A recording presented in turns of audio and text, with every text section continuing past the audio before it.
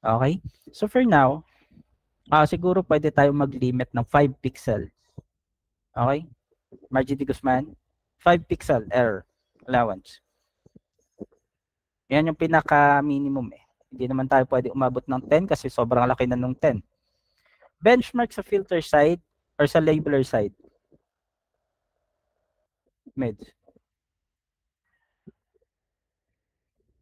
Filter. Like I said, hindi ko pa nako-confirm. So mamaya i-update ko sa inyo kung na-confirm ko na kung magkano yung benchmark. So for now, doon muna tayo sa pinaka-safe na kasi tingin ko, usually kasi yung filter side, it is either 12 seconds to 16 seconds. So doon muna tayo, yun lang muna yung isipin niyo for now. Okay? Kasi titignan ko pa kung magkano yung benchmark natin for this tab. Tatanong ko pa. Hindi pa yun confirm ba yung ganun? Sorry. Update ko mamaya. So any more questions? Wala, sir. Wala. Okay. So napakadali ng gagawin natin dito like I said. This one, we have a missing forest. Kung kaya ninyong i-edit, kung gusto ninyong i-edit, you can edit. Okay? Kung gusto ninyong i-fail, you can fail. Pero I think napakadali lang din naman i-edit to eh. Ayun oh. Fill na, forest, water, delete, submit. Lipat dito. This one, the whole area is forest, right?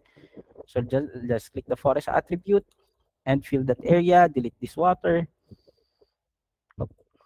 Alt S, submit. Lipat tayo dito. This one, building. So for this building, usually kapag building, medyo mahirap na talaga i-edit. Ito, promise, medyo mahirap na talaga i-edit kapag maraming errors yung building. So for this one, we can simply Alt S and Control F para i-fail. Edit na yun ni labeler. This one, okay, delete for that water, Alt S, submit. Forest, nakalabel as forest. Ay, akon pala to, ginawa ko to kanina. Submit. This one, okay, may building. Pero yung building is parang okay na rin naman yung pagkaka-label. Okay, no missing forest, no overcold water, no missing building. So Alt S for that, and then you can submit. This one, ground. Okay, submit. This one, farmland. So hindi natin nililabel yung farmland. Alt S, submit. Farmland again. Alt S, wala namang problema sa mapa. Submit. And as you can see, ganun nakadali magtrabaho dito. Hindi, kahit sabihin pa natin, siguro yung pinaka-minimum, sabihin natin 12 seconds per task, yung 12 seconds per task, hindi naman ganun katagal tayo magtatagal sa mapa, di ba? Yes, Decision making, pagpasok ng mapa. May mga mapa na which is kagaya nyo, nag-i-edit nga ako. Nag-i-edit ako sa ibang map, na forest, ng water, konting delete. Nagtatagal ako ng ilang seconds. Pero may mga mapa naman ako which is mabilis yung gawa ko kasi wala akong chine-check kasi puro lang din naman lupa, di ba? Yes. So yung sobrang oras ko doon sa nag-edit ako ng forest or water, nababawasan din naman. Or napapasok, nababawi ko doon sa mapa which is blank maps. Di ba? So wag kayong manghinayang kung mag-edit kayo. Okay lang yan. Basta wag lang sobra-sobra. So, this one, water. So let us click the mask. Dito, sa part na to, okay naman yan. Okay lang yan, that's good. Water dito, good. Forest is good. Yung problema lang, ito, ground, naka-label. So, di-delete ko na lang yon. Alt S, this one, ground pala, naka-label din as water. Delete lang din natin. No more na. Wala na akong isi-check. Okay naman na yung mapa. Alt S. Submit. Dito, forest. So, ito, i-fill natin yan. Just click Y, fill that area. Ito may forest nito. Okay. Submit. So dito ako babawi sa blank map. Wala na akong chinek doon, di ba? For this building, ayan, kita niyo yan, yung building may error. May kulang din dito. So dyan pala sa dalawang building pala yan, pag nag-edit ako, aabutin ako ng ilang minuto dyan, di ba? Or ilang seconds. Di ba? Yes po. Okay, bakit si Oliva lang yung isa dito? Tsaka si Margie lang? Dalawa lang ba yung kausap ko dito sa meet na ta? Ayun. So sa building pa lang na to na dalawa, kakain na to ng ilang seconds, right?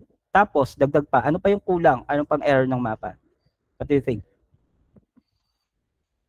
Forest. Forest sa gilid. Okay, forest. Kasi ganito guys may mga maraming nakakalimot sa atin. Okay, hindi po lahat ng forest is malago. Okay, sabihin na lang natin this one. Ayan, kitang-kita may dahon. may sanga, may mga puno. Masasabi natin forest talaga. Itong area na to medyo kalbo. Pero kung titignan niyo yung maigi pag nag-zoom in kayo guys, you can see those trees na wala siyang dahon. Okay, kasi sa amin po, doon sa Canada or sa ibang bansa, kasi meron kami itong mga rest house. Yes. Para sa mga maid namin. May mga rest house kami doon para sa mga maid namin kung gusto nila magbakasyon, ganun. Kung tinatamad sila magtrabaho. Sabi nila, doon, yung mga puno po doon, meron po tayong season, di ba? Meron tayong tagdagas, meron tayong taglamig, di ba?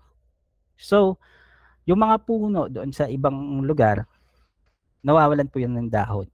Pero, kahit ganun, pagdating ng tigisibol, tutubo rin naman yung mga dahon nila. So, that would be still forest. Di ba? So, ito, double check na to. Pakibantayan ako nito kasi marami din nagkakaproblema nito. So, if you can see those areas kagaya nito without label na forest, tapos malapad, please do label them as forest. Okay? So, para dito, marami na tayong i-edit dyan. Just click Control F for that para ayusin na labeler. Pagkatapos ninyong mag-filter guys, yes, may autumn. Oh, yan yung sabi ng isa kong maid. So, pagkatapos ninyong mag-filter guys, pwede pa rin naman kayong lumipat as labeler. Okay? Para ayusin naman yung mga final ninyong task. So, madali na lang yun. Pero wag nating i-fail lahat, please lang. Kung kayang i-edit, like I said, edit natin. Kasi as you can see, meron pa tayong 54,000 supply sa filter side and counting. Diba? So kapag ayan, bumaba ulit sa predict submit, yung mangyayari niyan, uulitin natin yung ganito karaming mapa, i-check natin isa-isa. Yung goal po natin dito is matapos tayo by at least kahit papaano, kahit bukas or Sunday ng umaga, matapos tayo para makapag-enjoy naman tayo this New Year. Kasi next year, balik na tayo sa regular daily routine natin. Di ba? Tapos pagkatapos nga niyan, meron pa tayong mga pending na tabs. Meron pa tayong pending na tabs actually. Ito pa, meron pa tayong isang building repair project which has a 81,500 maps. So marami-rami pa yan. Ilang araw na namang trabaho yan, di ba? So kung kaya natin, tapusin na lang natin to ng mabilis. Okay? And that is a building repair pa rin yung pending. Building repair project pa rin yan. Pagkatapos, guys, ito pa pala sa mga labelers natin or checkers na nandito. Kapag natapos kayo mag-filter, tinatamad na kayo, nagpahinga kayo, umihi kayo, or nagbebe time, just click this letter A, gawin yung M para manual download, and then click ninyo R para rest. I-click nyo lang yan. Tapos, tapusin niyo yung mapa ninyo. So, this one, ground, sabihin natin for now. This one, may building, maraming kailangan i-edit. Bigyan na natin kay labeler yan. Control F. This one, naka-label as water. Okay naman, tubig naman yan. So, test for that, submit. Forest. Konting forest lang din naman. Ayusin na lang natin. Up. Alt S. Control T. Submit. Submit. Tubig sa gilid, delete. Submit.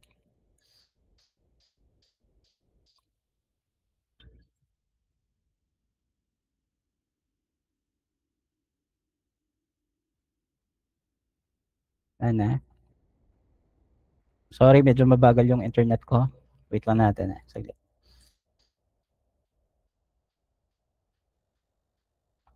Okay.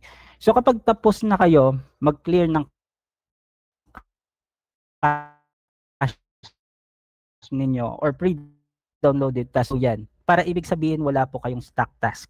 Okay? So pigain ninyo. Kahit naka-M tsaka R yan, pagpasa ninyo, mayroon pa rin yung cache. So click Control D para mag-manual download ng mga pre-downloaded task ninyo para maubos or mapiga ninyo. Tapos pag lumabas na to, auto-acquired task is disabled, no more task in queue, it means wala na pong task yung ID mo na yan and you can simply delete or simply close that ID. This one, ubos na rin yung cache. So, delete, close na rin natin. So, ganyan lang po kadali. Sino dito yung may mga konting filter lang? Baka gusto nyo, dagdagan ko kayo ng filter account. Sino dito yung may mga tig-3, tig-2, 4 na filter accounts? Wala? sir. Wala? Wala sumasagot? Ako, Sir, sir. apat lang. Ako, tatlo Sir, lang. sir. Okay. Sige, So, lang, eto sir. na lang gagawin ko ha. Okay, medyo marami-rami ata kayo. Raise your hands nga.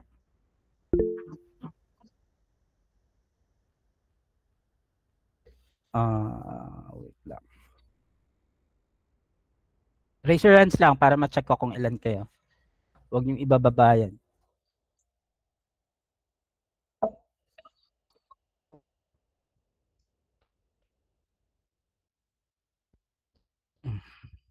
Saglit. Gagawa lang ako ng